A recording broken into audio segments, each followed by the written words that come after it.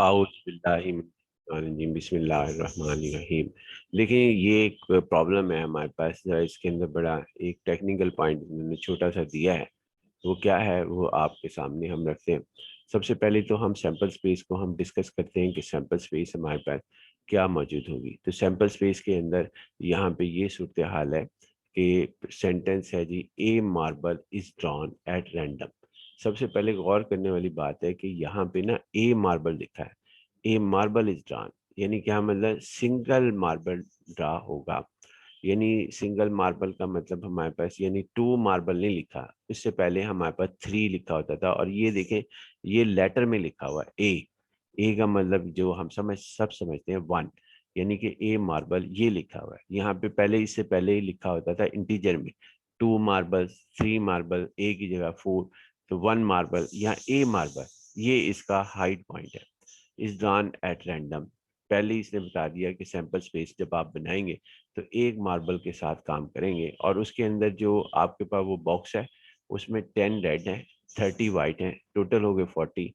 और उसके बाद 20 ब्लू हैं और 15 ऑरेंज मार्बल्स हैं। यानी इन्होंने चार डिफरेंट आइटम्स का डिस्कस किया। आप इनकी जगह कुछ भी नाम रख लें, ज़रूरी नहीं है कि आप 10 रेड ही लें, 30 वाइट ही लें, या 20 ब्लू लें, या 15 और ऑरेंज लें। आप इसकी जगह तीन चार डिफरेंट ऑब्जेक्ट्स के ऊपर काम कर सकते हैं, चार डिफरेंट मशीन्स कह सकते हैं, चार डिफरेंट डिवाइसेस कह सकते हैं। उनके कलर जो से हैं उसके मुताबिक डिफरेंट हो सकते हैं। यानी कि कलर डिवाइस वन का, डिवाइस का कलर रेड हो सकता है, इसी डिवाइस का कलर जैसा मोटरसाइकिल है उसमें रेड भी आते हैं, वो आपके पास ब्लैक भी आते हैं, और दूसरे लोग अपनी पसंद के भी कलर लगवा सकते हैं।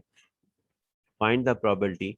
अच्छा, अब फिलहाल हम इतना डिस्कस करते हैं जितना हमने हाईलाइट किया यहाँ से यहाँ तक के सेंटेंस को। तो इसके अंदर देखें जी, सबसे उससे बाद आगे करेंगे। ये पहले हमने इंट्रोडक्शन लिख लिया कि रेड बॉल कितने हैं, वो 10 बता दिया। थर्ड वाइट बॉल कितने हैं, वो हमने 30 बता दिया। ब्लू बॉल कितने, ब्लू मार्बल, सॉरी बाल्स की जगह मार्बल्स है लफ्ज, 20। और उसके बाद 15 ऑरेंज मार्बल्स हमारे पास 15 है। टोटल मार्बल्स हमारे पास कितने आए जी, वो इन सबको ऐड कर देंगे हम, 10 प्लस 30 प्लस 20 प्लस 15, 75। अब इसकी सैंपल स्पेस बनाएंगे। सैंपल स्पेस में ये इसको हम सेट ए कह देंगे। सेट ए में आर नोट कर लीजिए जरा तेजी के साथ, ये पॉइंट पिछले लेक्चर्स में काफ़ी दफ़ा डिस्कस हो चुका।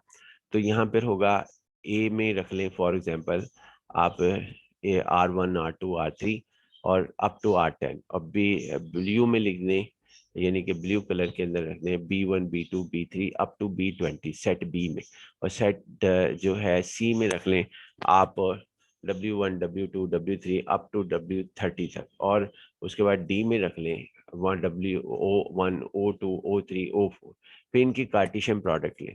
कार्टेशियन प्रोडक्ट में ए cross B cross C cross D हमारे पास होगा, और इसके आगे का जो है वो हमारे पास डिफरेंट कम्बिनेशंस आएंगे। यानी कि पहले अगर आपने A cross B cross C cross D लिया है, तो अगली दफ़ा B cross A cross C cross D आप ले। फिर तीसरी दफ़ा D cross A cross B cross C ले। यानी इस तरह आपने लिखने हैं। तो ये टोटल कितने बनेंगे कम्बिनेशन ए बी सी को डिफरेंट ऑर्डर के साथ काम करने पर।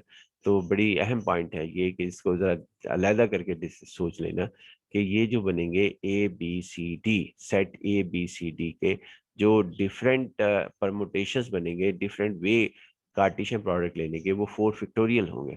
यानी 4 फैक्टोरियल किसके इक्वलेंट होता है, 8 4 मल्टीप्लाई 3 12 24। 24 वे से हम कार्टेशियन प्रोडक्ट निकाल सकते हैं, ए cross B cross C cross D.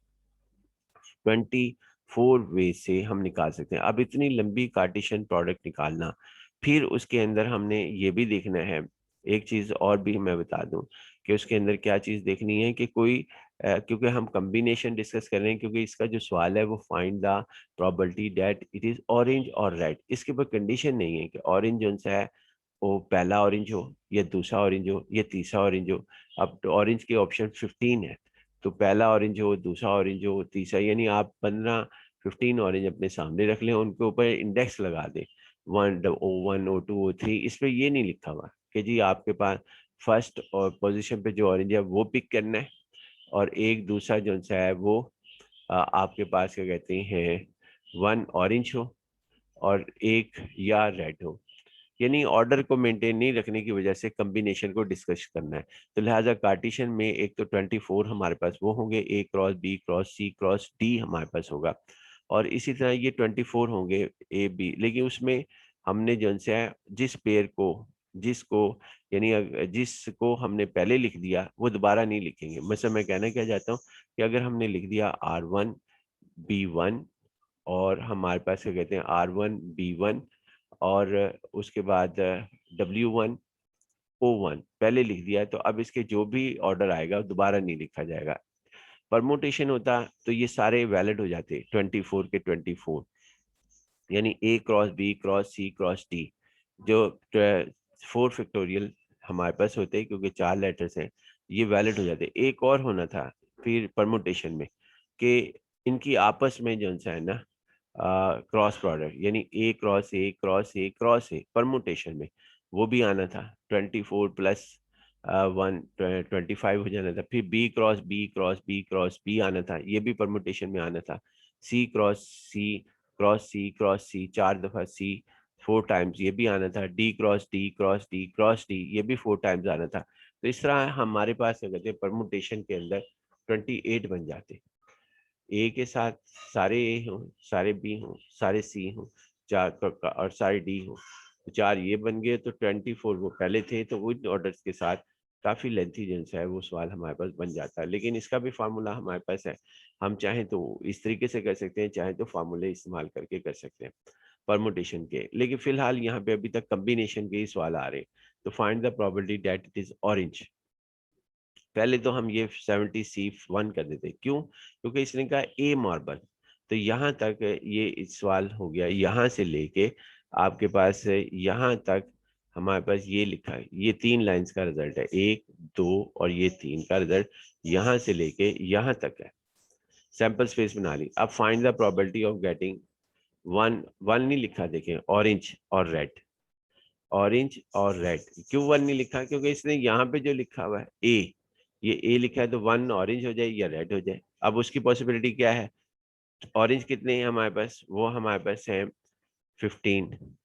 तो रेड कितने हैं? वो 10 है। तो 10C1 आगे देखें 0 0 0 0 कर रहे हैं, 0 0 0। इसका मतलब क्या है? इसके अंदर कोई कार्टेशियन प्रोडक्ट नहीं ली गई। जो सेट हमारे पास जिसमें ऑरेंज पड़े हुए थे, फॉर एग्जांपल वो सी था, उसमें से कोई एक को पिक करना है। सी यानी O1 O2 O3 सेट सी में से कोई कार्टेशियन प्रोडक्ट नहीं है, क्योंकि ये भी 0 है, ये भी 0 है, ये भी 0 है। यानी यहाँ से लेके यहाँ तक कोई कार्टेशियन प्रोडक्ट नहीं, सिवाय सेट ए में से पिक किया, सेट और सी में से जिसमें ऑरेंज ही ऑरेंज पड़े हुए, उसमें से ये पिक किया हमारे पास है। और बाकी देखें इनका रिजल्ट देखें, 1 प्लस 0 प्लस 0 प्लस 0 1 होगा, जो कि ये होना चाहिए। अगर यहाँ 2 मार्बल होता तो 2 होना चाहिए था इसका रिजल्ट यहाँ पर। अब हम आते हैं प्लस। प्लस का मतलब है और कि ऑरेंज हो जाए, सॉरी ऑरेंज तो होगी, हाँ ऑरेंज हो जाए। ये रेड की डिस्कशन थी क्योंकि ये 10 था, तो यहाँ 10। अब ऑरेंज की डिस्कशन, ऑरेंज 15 है, तो देखें यहाँ पे क्या होगा, 10C0 20C0 और उसके बाद 30C0 और 15, ये लिखा हुआ भी ऑरेंज है। ऑरेंज की डिस्कशन, इसके अंदर भी कोई कार्टेशियन प्रोडक्ट नहीं ली गई क्योंकि सिंगल है। अगर ये 2 ऑरेंज कह देता ना, तो फिर हमें जो है वहाँ पे कार्टेशियन प्रोडक्ट की जरूरत पेश आती और वो परमुटेशन होती, फिर उसके अंदर से हम कॉम्बिनेशन पिक करते।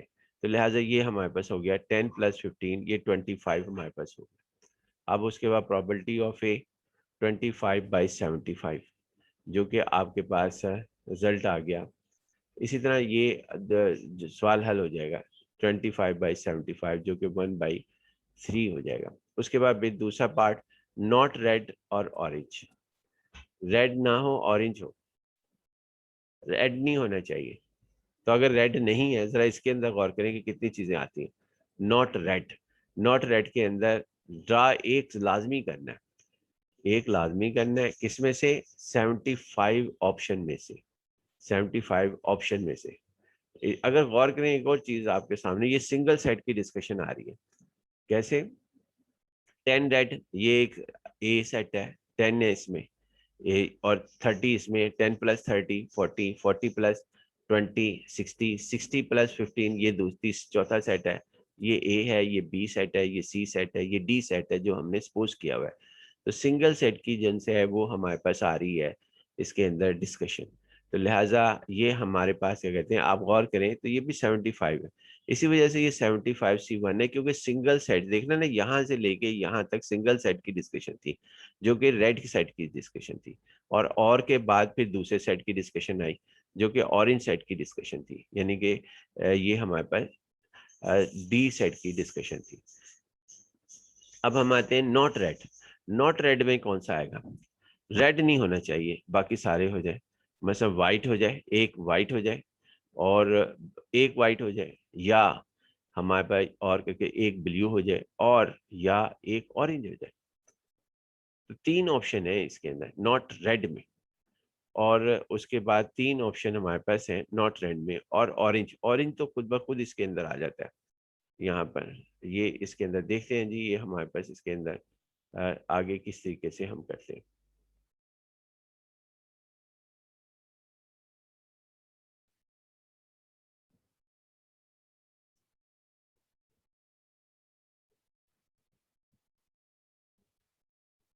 देखें जी, अब हमारे पास ये है, ये देखें नॉट रेड, वाइट का ये केस है, यानी वाइट हो जाए, या आपके पास